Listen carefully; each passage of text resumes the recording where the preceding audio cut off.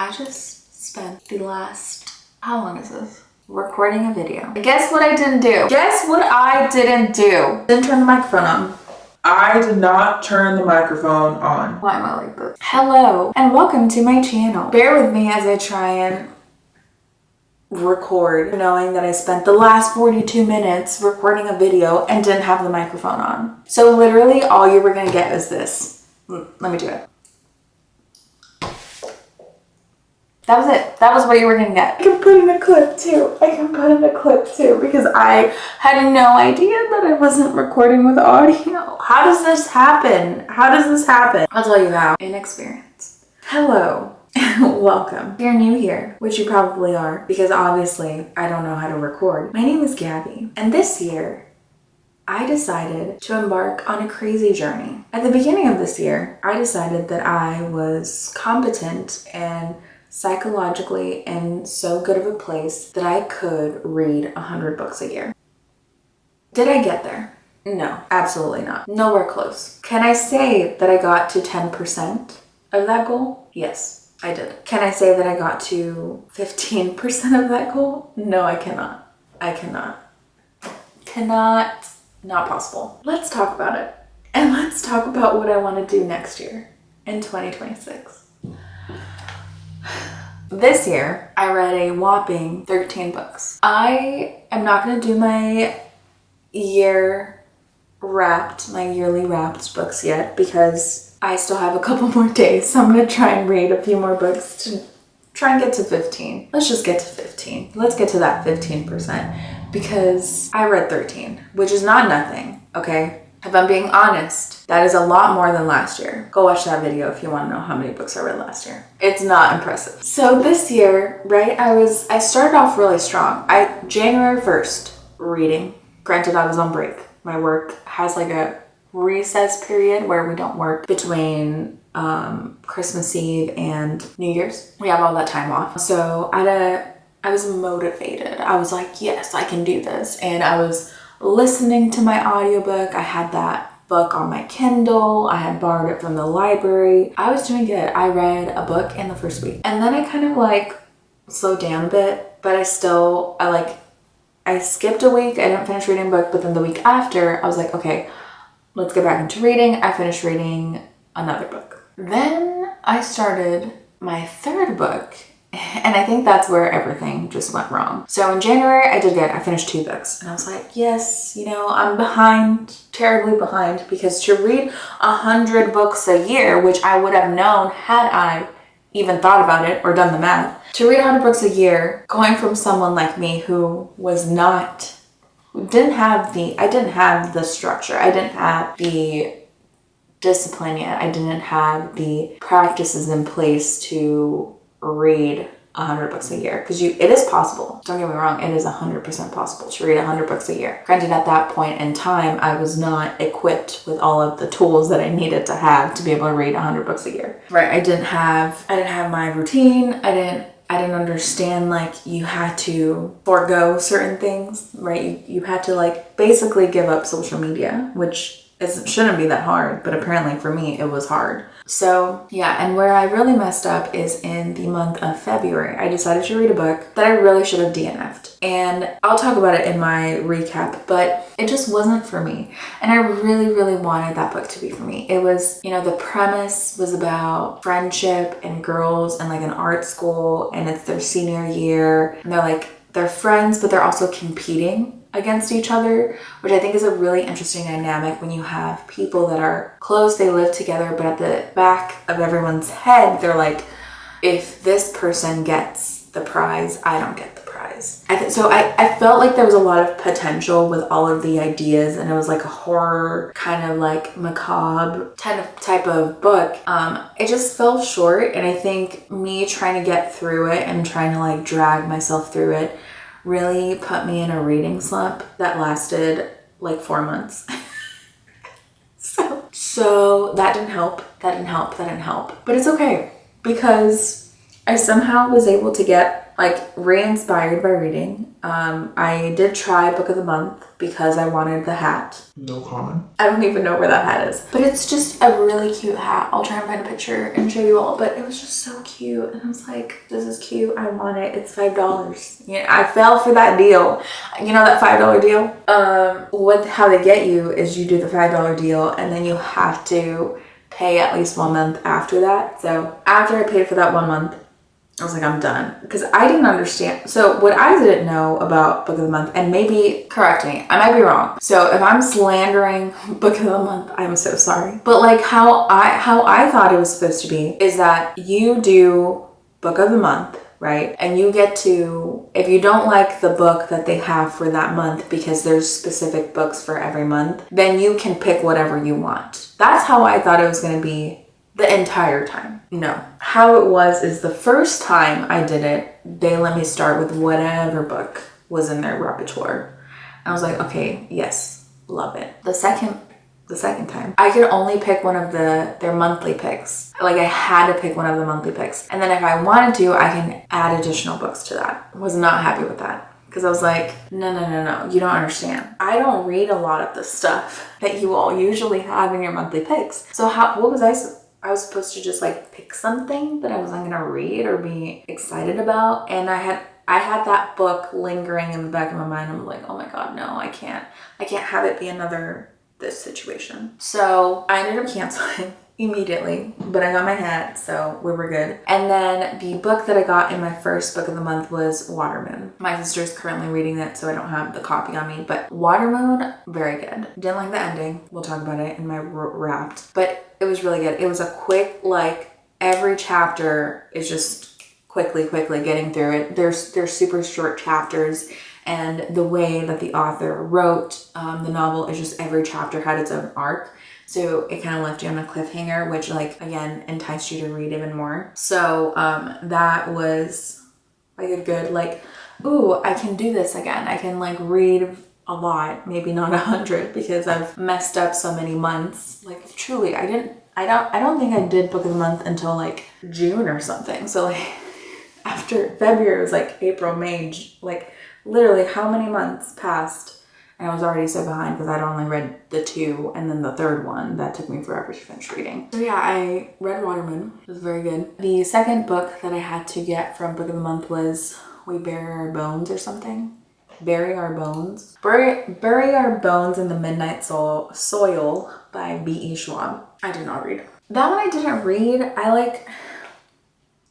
I don't know. It just, again, it was not a book I would have picked unless I was forced to, which I was forced to pick because I had to pay whatever, at least for one box. So yeah, I don't know. Will I read it? Probably at some point. I mean, the topic is like, you know, vampires. I think what really I didn't like about the premise of Bury Our Bones in the Midnight Soil and why I didn't really give it a chance. One, the book was in hardcover. I like really dislike hardcover. Though with Catabasis, I don't mind it. Maybe it's because I like the book so much. But what I didn't like about Bury Our Bones in the Midnight Soil is the different timelines, like historically.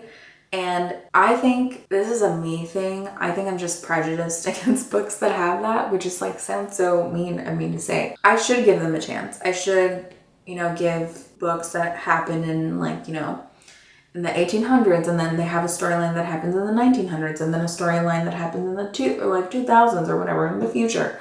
Like, I really should give those books a chance, but I don't want to. And I think the book that will get me into giving those books a chance is Esme, oh my God, what's her last name? Esme Jacan Pearson. Oh my God, I'm butchering her name. It's because she never says it, her full name, at least on YouTube, but she's like this YouTuber who I love her videos. She's so good. Her videos are beautiful. They're nothing like this. If you want a good video, go watch her video. Go watch her videos. Don't watch mine. Now she has a time traveling like space opera, The Principle of Moments, which I recently ordered because it was, I don't think she has a US publisher for it actually, so I think we have to like get them from England. Does she? I really should look into that. But she, I've been following her on YouTube, and she recently got a book deal for her new novel, Gutter Witch, which is not coming out until 2027. So far away. So I bought The Principle of Moments, which is supposed to be a duology, but unfortunately her like second book, because of all these things, isn't getting published, at least right now. So I think that book, because I trust that Esme like wrote a good book, I think that book may compel me to want to give these books with different timelines a chance, because I really enjoyed her premise of The Principle of Moments. But I don't know. I might just have this prejudice, and it might be a character flaw of mine. Moving on. After I finished reading Watermoon, of course, we had the new release for The Hunger Games, the prequel, Sunrise on the Reaping. That one, it was just nostalgia. I had to eat that up. I ate that up. She got her money. Thank you for your service to our country. I ate it up. Haymitch's origin story. I understand why he's so messed up. And yeah, so that was just kind of like, I knew I was going to read at least one book, because I knew that book was coming out this year. So that one, it's almost like, is it even fair to count it, because it was going to happen. Then what does that put me at? 4 books now? By the time I got to 4 books, then I was like, okay, I need to read something else. And then that's when I discovered R.F. Kuang. Now, I don't know, like, I think what I was doing is like, at that time I was trying to like, I was inspired by YouTubers, and I was like, oh, there's all these booktubers, like let's see what they're recommending. And I stumbled upon a video of a booktuber that was getting a lot of arcs, and one of the arcs that she got was actually R.F. Kuang's newest release, Catabasis. And her newest release wasn't going to come out for like a couple months, but in that video the booktuber recommended, like, she gave a list of like, oh, like these are books that I recommend for you all to read if you are thinking that you might want to read Catabasis, and one of them was Babel. And the premise of Babel seemed really cool. It was like an academy, and there was magic, but it was also about like a university and about studying. And something about this year made me just so nostalgic to go back to school and want to do like things that university students do. So I thought Babel would be like a really good like read for me, and I really enjoyed Babel. I was like, oh my god, okay, what else does R.F. Kuang have? And then I read Poppy War, and I was like, while I was reading Babel, I was like, oh, this is really good, like looking up the author. A lot of people kept saying that they enjoyed Poppy War more than they enjoyed Babel, which I don't think is true for me. I do think that Poppy War was good. Granted, I haven't read the full series, so I only finished the first book, and then I was like, okay, I need to take a break. I need to take a break from the storyline, because it does get intense. It gets intense for Rin. But it was a really cool fantasy. Again, it's kind of like a quick pace, like you just want to know what happens to Rin. You want to know. And I really, really, really loved her teacher. What was his name? Jia? The lore master. He was hilarious. I loved his character. He was hilarious. So funny throughout the entire book. So I read Poppy War, finished Babel. At that point, I was at 6 books, pretty healthy amount. And I was like, okay, what else can I read? In March of 2025, I signed up for AWP's annual conference because it was in Los Angeles, and I'm close to Los Angeles. So I was like, let's do this for a day. It's like kind of like a way that I can get back into writing. I remember going to AWP when I was in college. I remember going, and I remember it being such a cool experience. You're in this convention center with workshops where all people are doing is talking about writing and, being writers. And I went, and it was really cool. I don't think I got as much out of it as I would have hoped, and I ended up just buying a bunch of books, which is cool, but also probably not what I should have done. But yeah, I just didn't get much out of it as I would have hoped for. I liked some of the sessions, but some of them I didn't, or a lot of them I didn't connect to. There was, I think, one that I thought was interesting. I took a bunch of notes. I think what would have been great for me had it been if I had read the texts that they were referencing, or that if I just recognized the authors that were present a little bit more. So I think going in March when I'd only read the 2 books at that point, or 3, no, only 2 books at that point. I think it was a little bit too early. I felt like I wasn't connected to the writing community because I myself had not, read voraciously the past year or even at the beginning of the year. And at that point, I wasn't writing routinely. It was just kind of hard because the point of going to AWP is you see, you have all these presses and people are talking about writing programs. They're talking about all these opportunities. They're talking about, hey, submit, you can get your work published. And here I was walking around and I had nothing, right? I had nothing to add to the conversation because I wasn't well read, and then nothing to contribute to these opportunities because I was not in a space where I was writing or, writing on a daily basis. So I'm glad that I went because I think that was kind of like my kickstart, like my early kickstart into, hey, you need to make a change in your life. If this is what you want to do, you have to back it up with action. So I think in that sense, it was helpful. It was also good to, get out of my normal space and go to a place where everyone was focused on reading and writing. And I thought that was really cool. But yeah, after that experience, I learned about certain authors. One of the authors, I don't even know how I found out about her, and I'm so glad that I did, was Carla Cornejo Villavicencio. She's the author of 2 books that I devoured this year. One of them is The Undocumented Americans. This book, I feel like I was Googling like what books to read or what important books to read. So I picked up The Undocumented Americans. In one day, I had finished half of the book. This was the first book that really pushed me to think about what I was doing with my life. In the sense that here was somebody that very clearly chose their passions, very clearly chose their career. I think The Undocumented Americans showed me a version of success that I desperately wanted. And I'll talk about both what the book's topic was, but how it felt for me reading this, not just with the subject matter, but taking a step back and considering the author's background and her experience in her career and my career and my background and my experience. Even though every person is different, reading The Undocumented Americans one, just by the topic, it made me realize that there's so much, even as somebody that, is adjacent to that community and that feels that I'm more educated than I guess the average person would be on people that are undocumented. Undocumented Americans showed me that there's still so much we do not know about the undocumented community. There's so much that they have done and contributed to our society that we aren't even aware of. It is a shame that often the conversation with people that are undocumented is how much they are taking from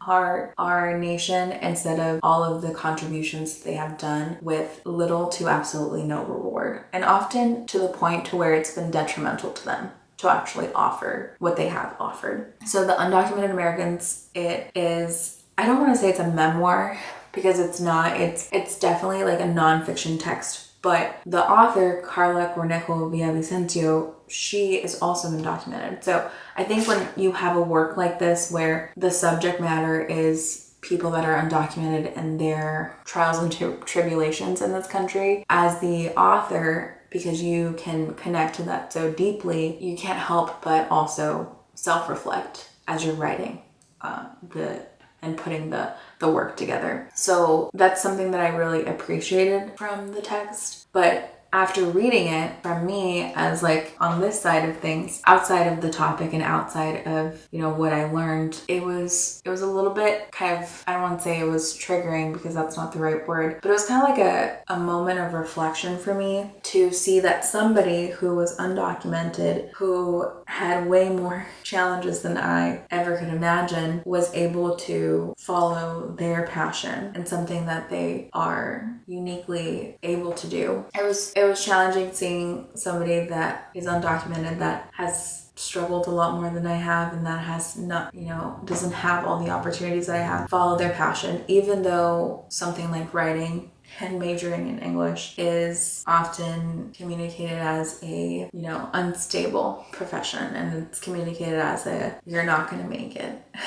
and do anything but this, and it's devalued. And for me, it was like, if she can do it, and of course it's a challenge, and of course it's like not what everyone would recommend, but if she can do it, and if she can be passionate and she can be brave, why can't I? Why do I have to choose something else? And it was that piece of it was inspiring to me, because it showed me that I could decide to change my life in a different direction. And it is scary. It's scary because right now I am the breadwinner in my family. Like, I supported our entire household. It's terrifying thinking that I want to change that and I want to do something for myself, but at the same time, it was inspiring to see that somebody else was able to do it, and somebody that arguably had way more barriers than I could ever have. If they can do it, then so can I. And I don't want to say that as like in a putting someone down type of way, or like extrapolating somebody else's experience, but it was just like I felt so connected to her writing and to her experience, not because I myself have experienced it, but because I at one point was that person that wanted, to choose writing and to choose academia and to choose this artist's life, but then at the last second I chose not to. My eyes really opened to like what was possible after reading. So naturally, when I found out that she had her novel, Catalina, I picked it up. And Catalina is I won't say it's autofiction, even though it seems very similar to Carla Carla's own experience that she talks about a lot in her nonfiction, The Undocumented Americans. But it follows a undocumented Harvard student who is entering their senior year and the last year of school, and it talks about her experiences there at this university as her family goes through issues, and as she tries to navigate a world where she is undocumented, about to graduate, and she can't get a job because since she's undocumented, she can't be hired anywhere. So it talks through kind of like that anxiety. I guess a lot of us feel that anxiety when we're going to graduate. We're like, what's going to happen? Are we going to get a job or we're not going to get a job? And here was a story about someone that it was very clear that even if opportunities were presented, it was going to be a no because they can't be hired. So it was a really good novel. I enjoyed it. I'm very partial to the author, so yeah, I can talk about it more in my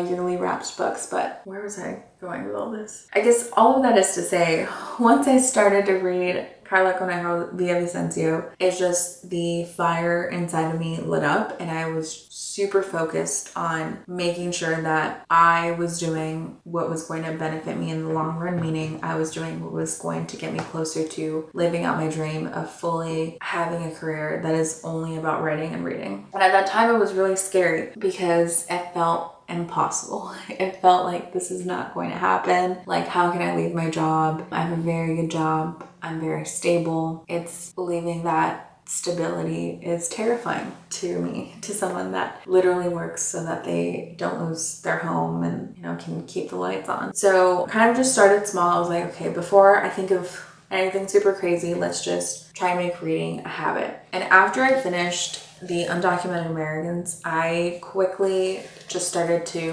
run through books. The next book that I read after The Undocumented Americans was The Book Censors Library, which for me we were not a good match. I'll talk about it in my yearly Wrapped, but it's just books. The Book Censors Library is originally in a different language. Yeah, it's originally written in Arabic, and I felt that this year twice, not just with the Book Censors Library, but with another translated work that I read, that books that I read in translation, I often feel like I'm reading them through a film, and that film keeps me from fully immersing myself in the text and fully understanding the context and fully being able to enjoy what I'm reading. It's kind of depressing knowing this about myself, and maybe it's because of the work or maybe it's because of the book itself that I just didn't mesh with it. What I've noticed is most of the books that I've read in translation, I just was not able to connect with them. And The Book Censors Library was one of them. It did give 1984 vibes. It did give, the Word Exchange vibes, which is a book that I read a while ago that I really like. But I don't know, it's just something about the way it was written I didn't super enjoy. I thought the premise was interesting. I think the overall premise was interesting, and the ending was really interesting too to see. It was not for me. After I finished reading that book, I did read another book called We'll Prescribe You a Cat, which is kind of like a cutesy book. About the premise there is that you, instead of getting prescribed medication, you're prescribed a cat, and your cat will solve all of your problems. So that was like a cutesy book. Again, it was also another book in translation. I didn't feel as like separated from the text with that book. Again, I don't know if it's because the translation was better or just because the book itself was so commercial. It was just like a quick read, so it didn't matter to me. But I feel that with literary fiction, if it's in translation, if the translation doesn't try to match the stylistic like energy, even if it's not like a one-to-one translation, like if they don't try to do something more and like, I don't know, I don't want to say add more flowery stuff, but I feel like that's often what is lost when you do a translation and it's literary fiction. Like with literary fiction, I think so many things are intentional, and that connection to the character is very important. Sometimes when you translate, because you're trying to stay faithful to the meaning of words, maybe you lose some of those style choices. So I read that one, pretty quick read, didn't take me very long to finish it. And then I read a very, very great memoir, Janet McCurdy's I'm Glad My Mom Died. And that book, highly recommend. I will say it has a lot of trigger warnings. Trigger warnings. It talks a lot about eating disorders and like body image and self-image and toxic relationships, specifically with a parent. Some with like, partners, but mainly with parents.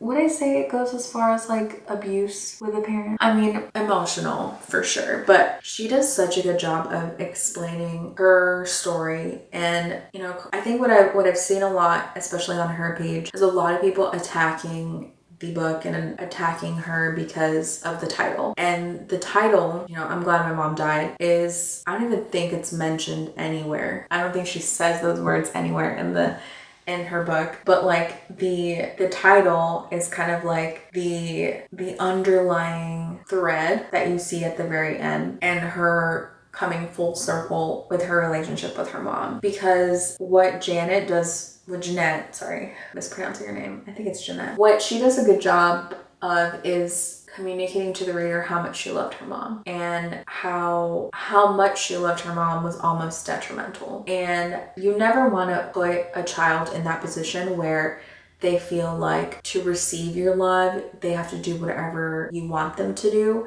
And I think that's pretty much what happened with Jeanette and her mom, because from a young age, she was hyper aware of her mom's feelings and her mom's like mental state, which her mom had her own problems.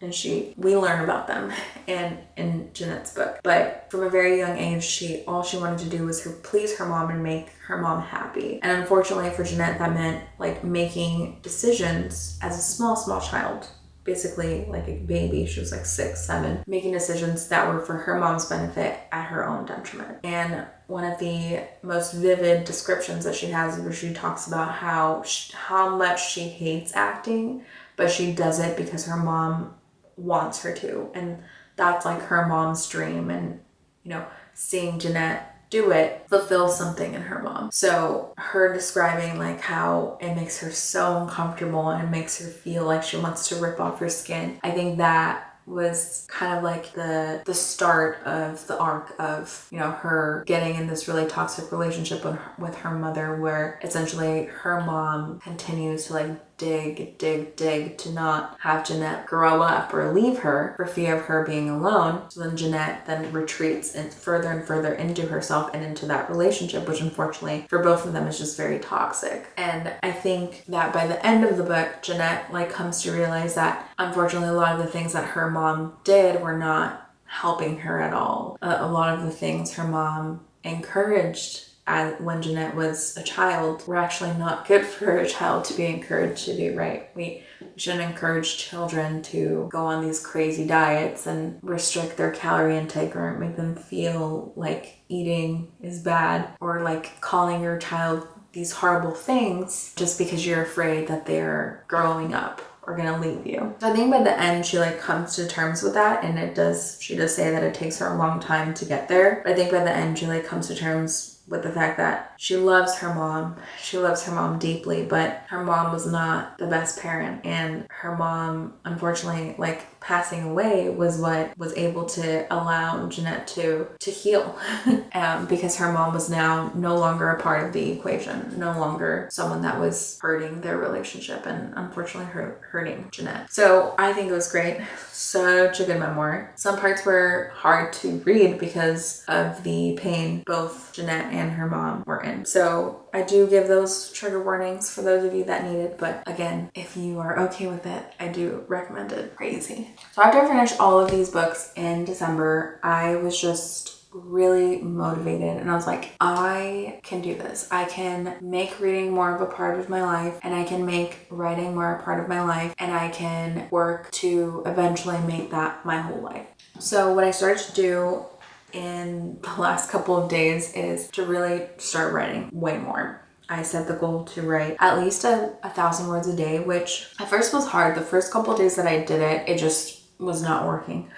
I was not able to get there. But then eventually it became a habit, and now all I'm thinking about is what else can I add to my novel to make it longer, or what else can I expand on. So all that is to say that in the past, or over 5 days, like literally only 5 days of writing, I've been able to get to 10,000 words, which I have never been able to get to. Like every novel that I have written or started, every novel that I have started, the most I've been able to get on that entire manuscript is probably around 2,000 words. It is just like one idea that I then walked away from and could not come back to. And for whatever reason, this month I was able to get to 10,000 words.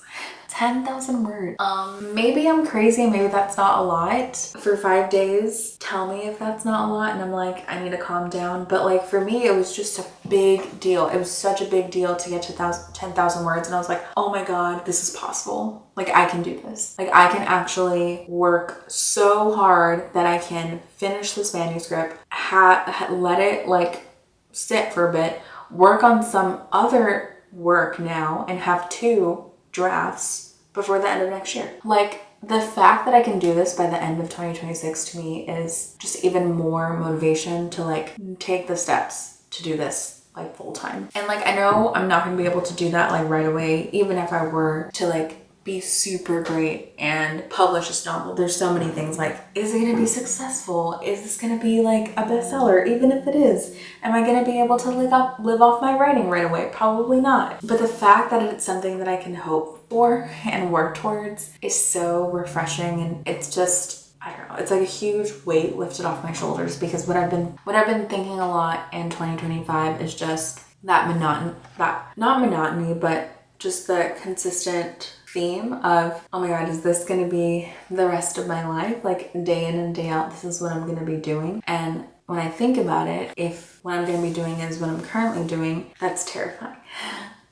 So I needed to do something that would give me a different outlook, at least for my own sanity. And I think I found it. So in 2026, I would once again still like to read 100 books. Will I get to 100? Maybe not. But I'm going to start by setting a goal of 50. And if I surpass that, then I'll push it up to maybe like 25 book increments. But I'm going to start with 50, which is about a book a week, which, considering how much I've read in December, I think it's absolutely possible. I can probably do a little bit more if I push myself. But I'm going to start by setting the goal to read 50 books next year. If I surpass it, great. If I don't, I still read like hopefully a ton more than I read this year. And at the same time, I'm also going to focus on my writing and have a word count goal. Right now, the word count goal is 2,000 words, which is, like, if you look at my writing for over 5 days, it's basically the average, like 2,000 words a day. So we'll see if I meet that goal or if I'm just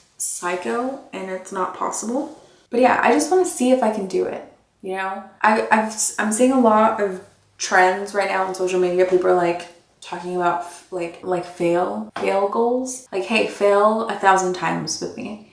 So let's do it. Let's just freaking set a goal. And if I fail, then I fail and I've achieved my failure goal. And if I don't, then I have a novel. Can you imagine that? Like, I could have a novel, potentially 2 drafts by the end of next year. That to me is crazy. It's crazy. So yeah, so I am taking steps to make this goal happen. One of the steps that I'm taking is definitely tracking my word count. But two, I enrolled in a class and I'm super excited for it. It starts in January. It's a novel writing class, and the class that I picked it for a specific reason. So it is specifically a critique, kind of like circle class with the intent of polishing up 15 pages of your novel. For me, it's going to be the first 15 because those are kind of the most critical, at least when you're querying for a novel. It's like those first 15 pages are often what agents read first. Well, not often, but it's what they read first. So you really, really want those to be super strong. So I'm hoping that like this critique circle class where it's kind of like a workshop, you'll go through lessons that will help you go through activities to like strengthen your novel and look at the structure, which will be helpful to me. But the main reason why I picked this specific setup is because I wanted that community of writers that like are all talking about writing. I wanted to have the opportunity to like have people read a portion of my novel, even if it's just 15 pages, and give me feedback and let me know if it makes sense. So that will be super exciting. The course itself will be 10 weeks, and then after 10 weeks, I'm hoping that not only will I have my first draft, but I'll have 15 pages that are pretty polished, which would be super exciting. And then there's more stuff that I want to do in the year, but I'm not sure I'll do them yet. But yeah, the goal is that I told myself I'm gonna give you a year to try this out, a year to like make it happen. And the goal right now is to have my first full draft by February 7th, to have a semi-respectable draft by March 1st, which I know is like a quick turnaround for revisions, but I mean, I need to revise it. And then by June, start querying. We'll see if I'll take more than one class. I have to, the class that I'm taking is going to be through UCLA Extension, which is like my alma mater and kind of they're like an extension of UCLA. So it's not UCLA professors, but it's just like writers that lead these courses and people that are in the industry currently or were at one point in the industry of writing and publishing. So maybe I'll take 2 courses. I took one, in 2025, but I did not do a very good job of like utilizing that course. Granted, I think I took it early in the year, and I think that it might have been too early for me to start all these things because I didn't have all of my structures in place. I wasn't in the right mindset. I didn't like have that do or die moment where I was like, if you don't change what you're doing, if you don't act towards where you want to be, you're going to be stuck. And I think once I jogged that and once I came to that realization that, oh my God, yeah, if I don't do anything towards what I want to be doing and I don't take the steps, I'm going to be stuck. I'm going to be right where I'm currently at. And I don't want that. I don't want that long term. I don't want that. I don't want to be here again 10 years later and say I never published that book or I never tried. Because what's the worst thing that can happen? Nobody wants to read my book. Well, at least I wrote it. I'm hoping that someone will read it, but I think it's a lot worse to stop yourself. And for years, I feel like I've been doing that. I have been avoiding what I really want to do because I don't think it's feasible, or because people have told me it's not safe, you can't make a living, how are you going to survive? And I really want to not listen to all those thoughts anymore. I want to push myself, and it'll be hard, and maybe I'll run into situations where I was like, I shouldn't have done that, but I'd rather do it and not wake up one day and regret everything versus, struggling and then being sad because I'm struggling. If I'm struggling but doing what I love, I think I'd prefer that, which I know is a very privileged thing to say coming from a position of privilege, but I think I've just put it off for too long. My turn now. But yeah, so if you're interested in my ramblings and want to see how it goes for me in writing this novel, if you want to learn more about my book, if you're curious to know what I'm writing about, let me know. If you're curious to know what a writing class looks like, if you want me to vlog about it, let me know. It is going to be the second class I'm taking. The first class after college, because I've taken classes like this in college, but the first class after college where it's like in a critique circle kind of method. My last class was kind of like that, but not really. But yeah, if you're interested in learning about that, because I know it's very expensive to take class and maybe you're like, I don't want to take it if it's not worth it. If you're curious, let me know and I'll be happy to share my experience and maybe do some vlogs on how that goes. But yeah, I'm just like really excited. I'm setting my intentions for 2026. Want to read more, 50 books, want to write 2,000 words a day, and with the goal of having 2 first drafts by the end of the year. Oh my god, we're doing this. But yeah, thank you so much for watching and sticking all the way to the end. If you enjoyed this video, if you can give it a thumbs up and subscribe to my channel, all that stuff. Yeah, thanks for watching. Bye.